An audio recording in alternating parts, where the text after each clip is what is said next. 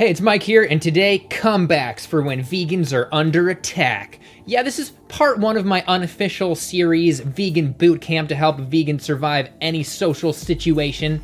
Tamp Chon, Vegan Sprout Charles, where do you get your protein? It's, I get it from orange juice. That is indubitably incorrect. Give me 20 plant up stat. But this cabbage is so heavy. Brings me back to when I was a vegan sprout.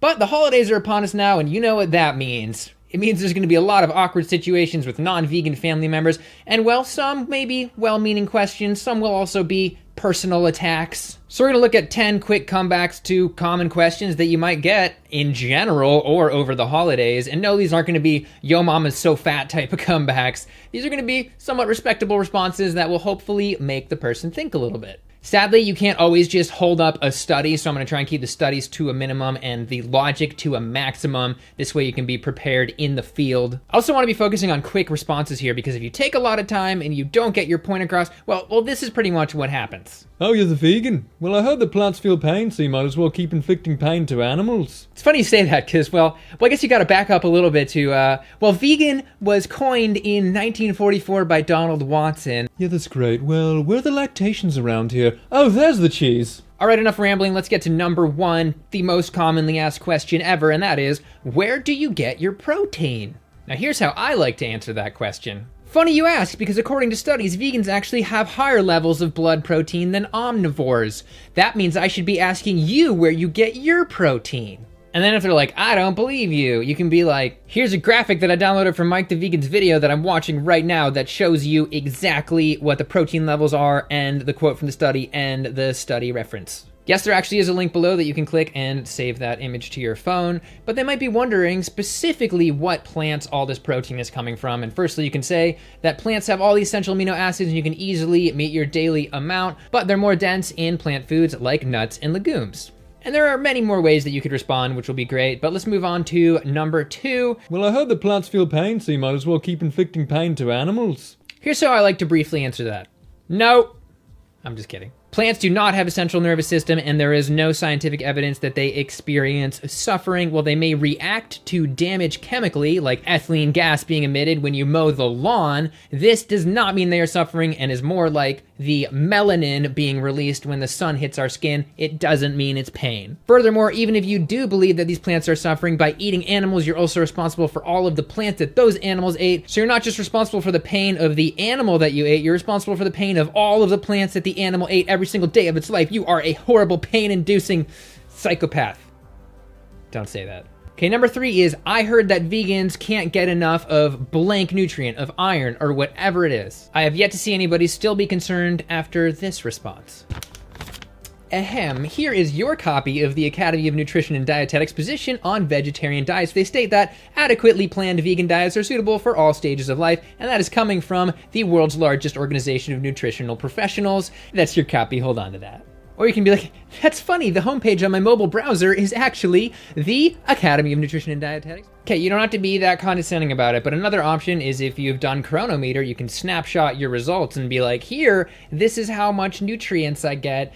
Maybe we could do a Chronometer challenge to see who has a more balanced diet, huh? You wanna maybe do that?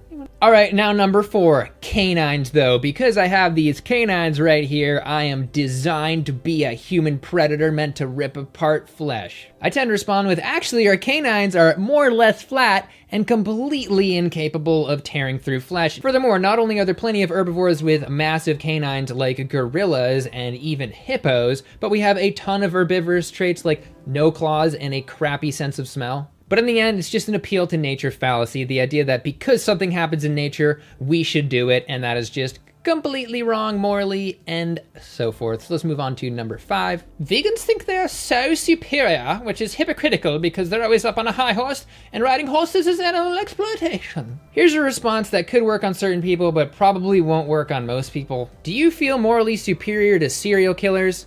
Oh yeah, you do? Well, is that a justified reason for serial killers to keep murdering people? Here's an answer that might go over a little bit better, who knows. Maybe a few vegans are smug, but is a group of smug people ever worth not doing the right thing? Like, if you're gonna volunteer at a soup kitchen, are you not gonna do it because some of the other volunteers are virtue signaling?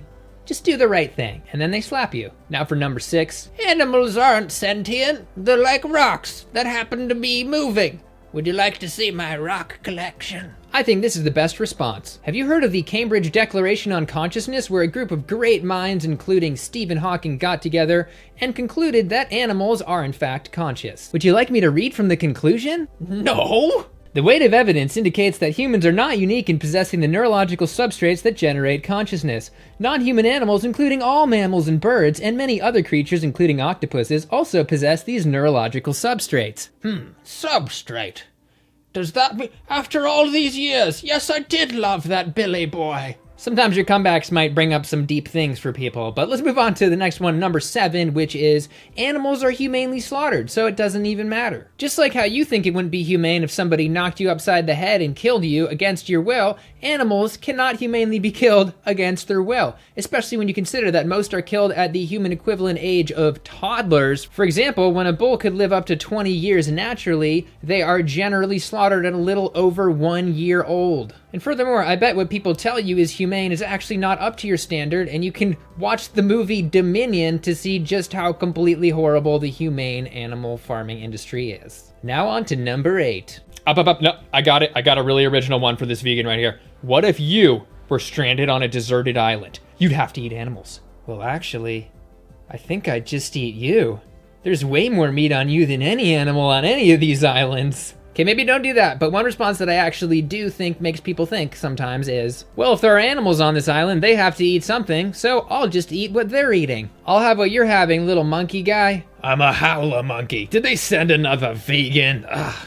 Also, my general strategy is to just never fold and give them the answer they want, because then they're just gonna feel good about not being vegan. And here's a meme that I also find pretty entertaining on this topic. It says, ask them back, what if you lived in a civilization where there is an abundance of food of all kinds? Would you choose to kill animals for no reason? Okay, now for number 9, vegans are weak. I think the best way to respond here is to pick a vegan bodybuilder or weightlifter that you like, that you can always just pull out and talk about. And some of their names are kind of hard to remember. You got Patrick Baboumian, who's a strongman. You got Jahina Malik, who's a professional bodybuilder who's been vegan since birth. Finally, you got Kendrick Ferris, who set a US Olympic weightlifting record as a vegan. Okay, now for our last one, number 10, which is animals are killed while farming plants anyway, so there's no point in even being vegan. You're just a hypocrite.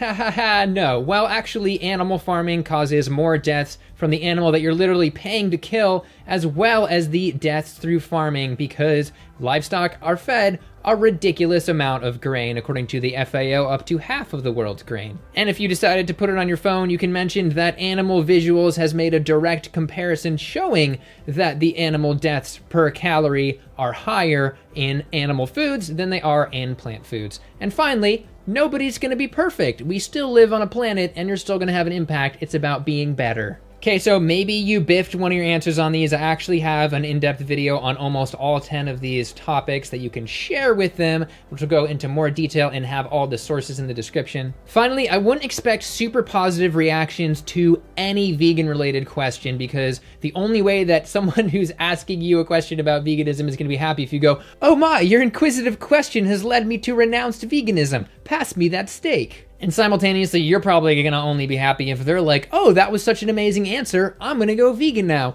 But in reality, you're just sort of chipping away at the myths that they believe, even though they might not have a super rewarding response. Finally, let me know if you know any amazing, awesome comebacks that I missed for any of these points. Just type it below. We can totally crowdsource this thing. In case you're wondering, this V hat is from Bananiac. He's a super nice dude, has a YouTube channel and is a nutritionist. So I'll link all of his stuff, including hat info, below. All right, that's it for today. Feel free to like and subscribe and have some good holidays. See you next time.